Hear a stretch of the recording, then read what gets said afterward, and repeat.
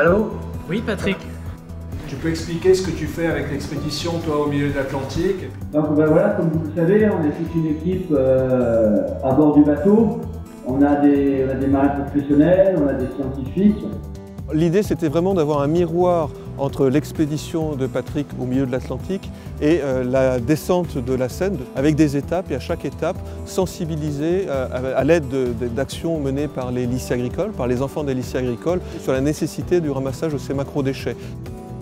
Tout ce que vous allez trouver sur les rives de la Seine, là, ça va être forcément un jour ou l'autre dans les océans. Donc les déchets, ils arrivent, ils prennent le sens de rotation du tourbillon et ils finissent au centre. Et donc on a plusieurs endroits où se rassemblent ces déchets.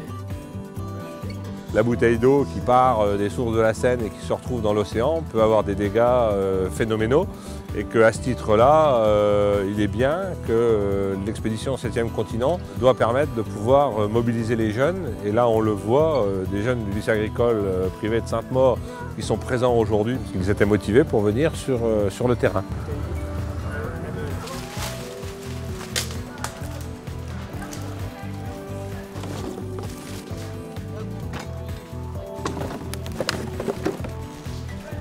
Des briquets, des bouteilles en verre, plastique. Des chaussures, des ballons. Des bouteilles, des extincteurs, on a trouvé.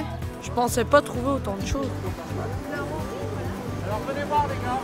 À travers l'expédition 7e continent, nous cherchons à développer vraiment cette application citoyenne avec vraiment toute une partie pédagogique et puis une partie scientifique avec des capteurs où on va mesurer non seulement le niveau des macrodéchets mais déjà leur incidence sur la qualité de l'eau.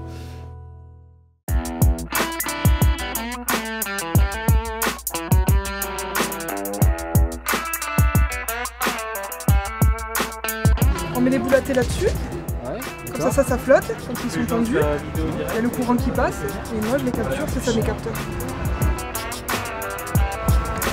Et pour des petits capteurs qui font 2 cm de diamètre comme ça, on a une surface d'échange qui équivaut à peu près à un terrain de tennis. On va faire une journée de collecte, d'identification, d'analyse, etc. Et on terminera la journée par un duplex avec le bateau qui lui fait la même chose que vous mais au milieu de l'Atlantique.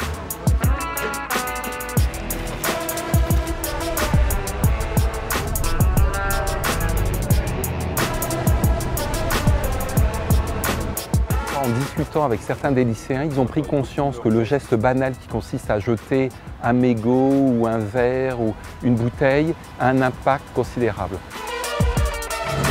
On a trouvé pas mal de choses en carton aussi. Bref, un cocktail de n'importe quoi. C'était vraiment très surprenant et même choquant. La vraie solution, c'est de la prévention, c'est de la sensibilisation pour qu'on n'ait plus ce geste banal de jeter par la fenêtre, de jeter des déchets qui vont rester des centaines d'années dans la nature.